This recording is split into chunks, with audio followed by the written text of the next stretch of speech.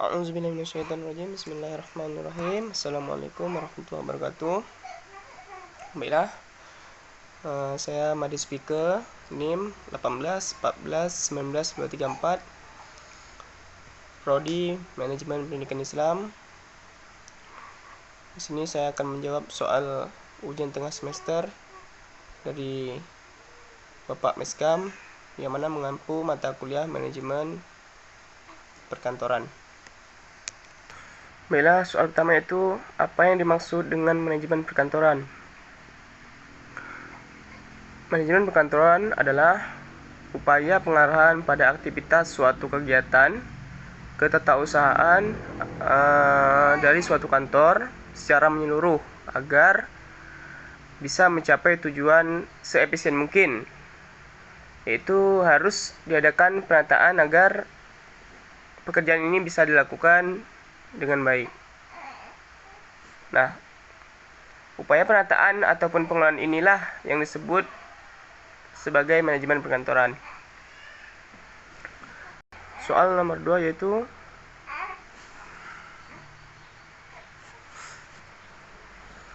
baiklah, soal nomor 2 yaitu apa saja kegiatan yang sering dilakukan dalam manajemen perkantoran. Menurut Geoffrey Whitehead, misalnya ia mengatakan misalnya bahwa di seluruh kantor terdapat 5 kegiatan yang sering dilakukan oleh para karyawan. Yaitu yang pertama, kegiatan komunikasi.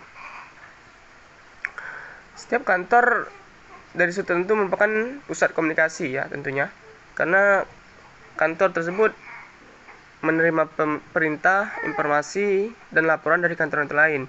Nah, setelah mempersiapkan atau memproses formulir yang datang dari kantor lain, tentu ia akan menginstruksikan dan menjelaskan kepada mereka yang sedang menunggu formulir tersebut.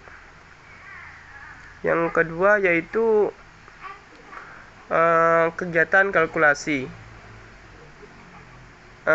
Sangat sedikit kegiatan bisnis yang dapat dilakukan tanpa kalkulasi, karena berbagai alat untuk menolong kegiatan ini sangat banyak, yaitu mulai dari mesin hitung hingga komputer. Yang ketiga yaitu pengelolaan warket. Warket ini sangat dibutuhkan karena apabila kegiatan usaha ini dilakukan secara efisien atau dalam perkantoran pekerjaan itu dilakukan secara efisien, maka warket inilah yang seringkali diperlukan untuk membuktikan kontrak-kontrak yang harus dibuat atau janji-janji yang telah dibuat atau terpenuhi. Yang keempat itu penyusunan laporan. Dasar kegiatan pelaporan adalah laporan. Apabila seorang anggota staf mengetahui sesuatu yang tidak ada pada tempatnya, ia harus melaporkan. Banyak laporan yang diperlukan adalah prosedur-prosedur rutin dan bagian-bagian kepada kepala kantor tentunya. Yang kelima itu kegiatan yang mengikuti prosedur rutin. Banyak kegiatan rutin yang harus dilakukan dalam kantor yang secara teratur apabila kantor ingin berfungsi secara baik, yaitu yang mana salah satunya itu menyediakan suatu organisasi yang efektif dan mengusahakan adanya fasilitas-fasilitas sarana prasarana yang mendukung untuk suatu pekerjaan. Soal nomor 3. Fungsi-fungsi manajemen dalam pengelolaan perkantoran. Nah, seperti yang kita ketahui, yang setelah kita pelajari, kegiatan-kegiatan perkantoran pada umumnya yaitu yang terdiri dari kegiatan-kegiatan POAC, yang mana POAC yaitu P-nya planning, yaitu perencanaan perkantoran, O-nya organizing, yaitu pengorganisasian perkantoran, itu seperti membuat organisasi dalam suatu kantor.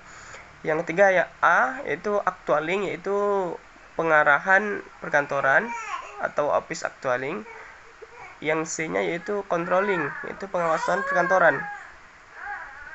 Nah, itulah fungsi-fungsi dalam manajemen perkantoran. Baiklah, soal nomor 4 yaitu bagaimana menurut Anda apabila suatu perkantoran tidak menggunakan sistem manajemen. Baiklah, menurut saya apabila penyelenggaraan kantor tanpa manajemen tentunya akan menghambat bahkan tidak bisa berjalan sesuai dengan target-target atau tujuan-tujuan yang ingin dicapai oleh kantor tersebut. Karena seperti yang kita ketahui bahwasanya manajemen perkantoran itu ialah upaya penataan atau pengelolaan atas suatu pekerjaan di dalam suatu kantor. Nah, dari penjelasan tersebut sudah dapat kita tarik kesimpulan bahwasanya apabila tanpa manajemen perkantoran, maka kantor tersebut tidak bisa bergerak secara vertikal maupun horizontal, dan bahkan akan tutup karena tidak bisa berjalan atau mengikuti perkembangan zaman. Baiklah, itulah jawaban UTS dari saya. Akhirul kalam, assalamualaikum warahmatullahi wabarakatuh.